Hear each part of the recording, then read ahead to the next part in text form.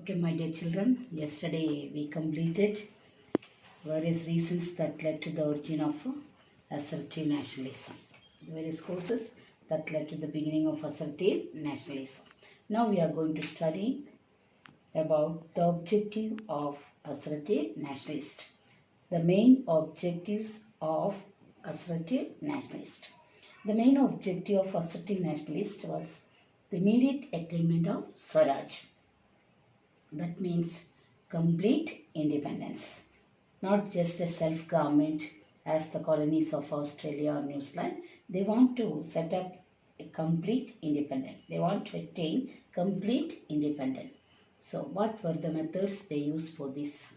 First of all, the main focus of assertive nationalists was to get a larger share of Indians in the administration of their country and to end British economic exploitation of India. Firstly, they focused on to get a larger share of Indians in the administrative service of their country. And second thing, to put an end to the economic exploitation done by Britishers. They believed that these objectives could not be realized without pressure, tactics and some sort of direct action. So, to achieve this task, they believed that certain type of direct action is needed. They believed that certain type of direct action is needed to achieve this task. Hence, they adopted the policy of non-cooperation and resistance to unjust acts of the British government. So, achieving their task, they adopted the policy of non-cooperation and resistance to unjust act of British government. They gave new slogans to the national movements like non-cooperation, passive resistance, mass agitation, self-reliance, etc. The method adopted by them can be divided into four categories. The methods that adopted by assertive people can be divided into four categories. So first one, Swadeshi. Second, boycott. Third, national education. Fourth, passive resistance. We know already their main objective of the assertive nationalist was the immediate attainment of Swaraj. For achieving this, they decided to put an end to the economic exploitation of British people. Secondly, they want to get a larger share for Indians in the administration. For that, they decided to adopt the policy of non-cooperation, resistance to unjust act of British government, and they put forward new slogans to the national government such as non-cooperation, passive resistance, mass agitation, self-reliance, etc. Okay, the method adopted by assertive nationalists can be grouped into four categories. First one, Swadeshi. What is this Swadeshi means? Swadeshi means producing necessary items in one's own country and using them for one's own use without depending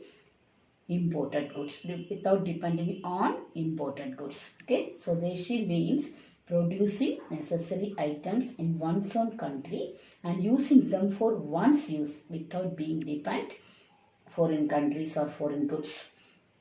This Swadeshi idea was popularized and they started to collect all the foreign goods and burned it in public places. Secondly, boycott. Boycott and Swadeshi and boycott, these two are the weapons that used by Indians against Britishers. So Tilak said, when you accept Swadeshi, you must boycott foreign goods. Accordingly, economic boycott of British goods use of Swadeshi was designed to encourage Indian industries. When they started to follow the Swadeshi items, started to use Swadeshi items, this encouraged Indian industries and provide the people with more opportunities for employment. It also proved as a most effective weapon for harming the British interest in India. So Lala Lajpat Rai, one of the prominent assertive leader, we decided to turn our faces away from government house and turn them to hearts of people. They remarked, Lala Lajpat Rai, one of the famous nationalist leader, he remarked that we decided to turn our faces away from government house and turn them to hearts of people. This is the spiritual significance of the boycott movement. Okay. Now see, thirdly, national education. So national scheme of education was planned, which was to replace that of government-controlled universities and colleges. Instead of studying in other British-controlled universities and colleges, they planned to introduce their own schools and colleges at all. So the assertive nationalists tried to enlist the students in their service. When the British government threatened to take the disciplinary action against the students, the national leaders advocated national universities that was free from government control. So large number of national schools were established. So for this purpose, they established large number of schools in East Bengal. Bengal National College was set up at Calcutta and Pachiyappa National College at Chennai, like the different colleges they set up for the education of Indians. Without depending British colleges or universities, they decided to give Indians to educate Indian educations. They established different schools and colleges. For the example, East Bengal National College was set up at Calcutta, and secondly, Pachiyappa National College at Chennai. Then in Punjab also, Dayananda Anglo-Vedic movement made a considerable effort in spreading education through various schools and colleges. So all the efforts were also made to give education national orientation in vernacular languages also. So not only the particular regional language, they are given inspiration to study in vernacular languages also. Then fourth point, passive resistance. Passive as assertive leaders, they believed in adopting the policy of non-violent resistance and vigorous political action to achieve their aims.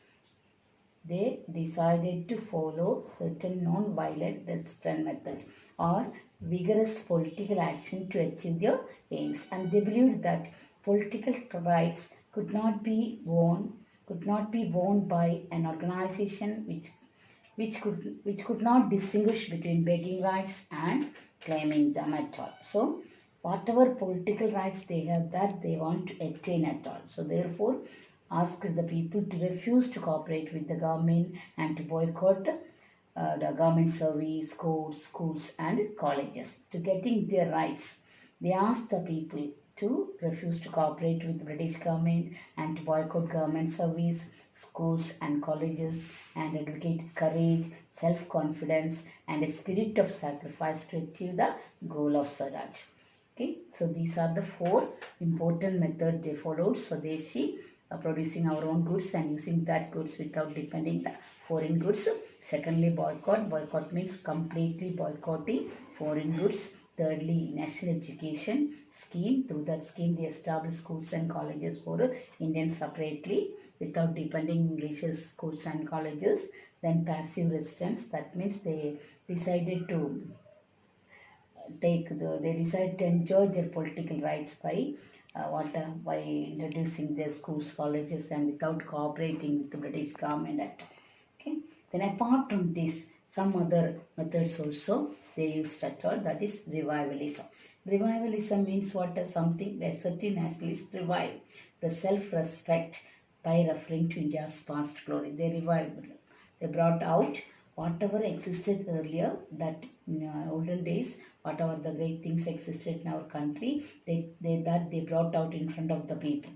The leaders, they planned the national movement on people's religious beliefs. Tilak revived the Shivaji festival in 1895. For that example only, Tilak revived Shivaji festival in 1895, and the assertive nationalists also presented Chandragupta Vikramaditya, one of the greatest ruler who ruled our country in early stages, then Rana Pratap and Shivaji as a national heroes whose memory could inspire the masses to fight for their country. They brought out the famous leaders who ruled our country in earlier stages and presented their history in front of the people, and through that way they tried to inspire the people at all. That only through the revivalism they did. Secondly, personal sacrifice. The followers of the movement, they used self-reliance and were ready for self-sacrifice, suffering, hardship to achieve their goal. Then mass involvement.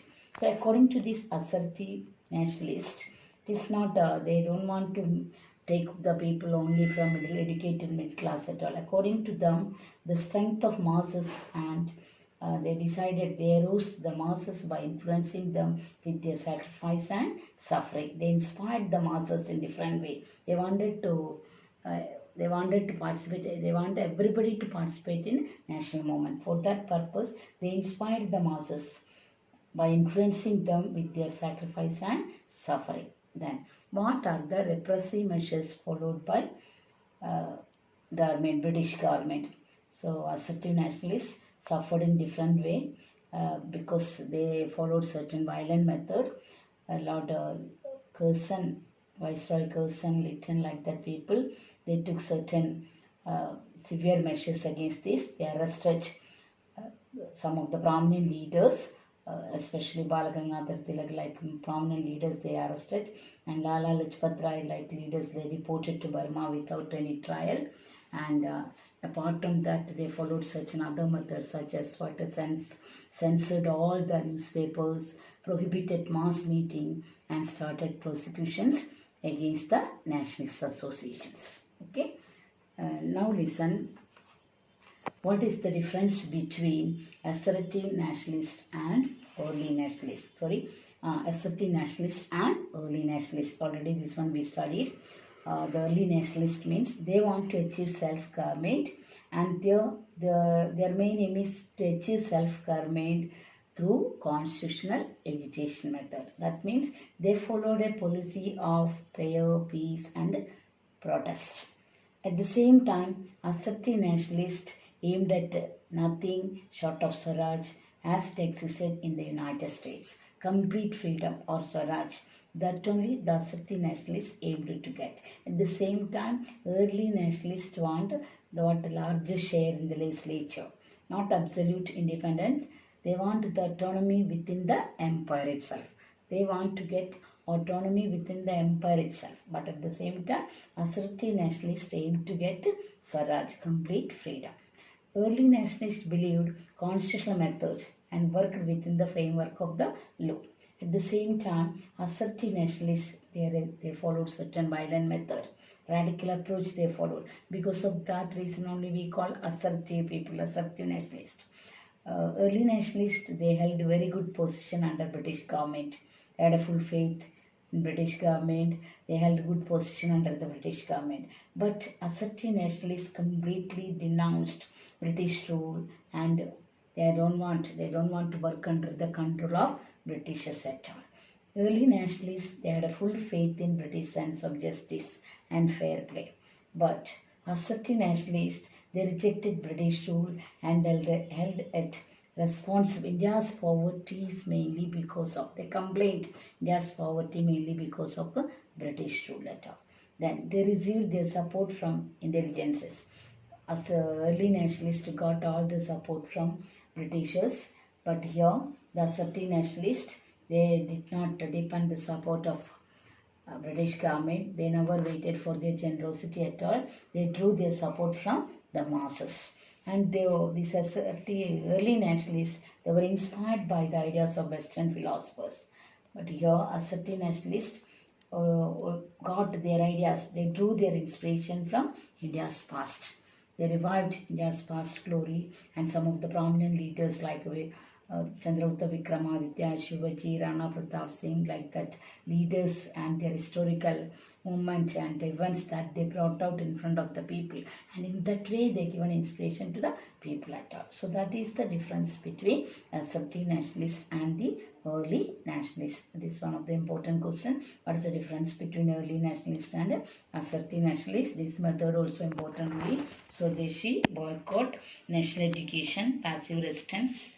What are the other methods like revivalism, person sacrifice, mass involvement, etc. Okay. Thank you.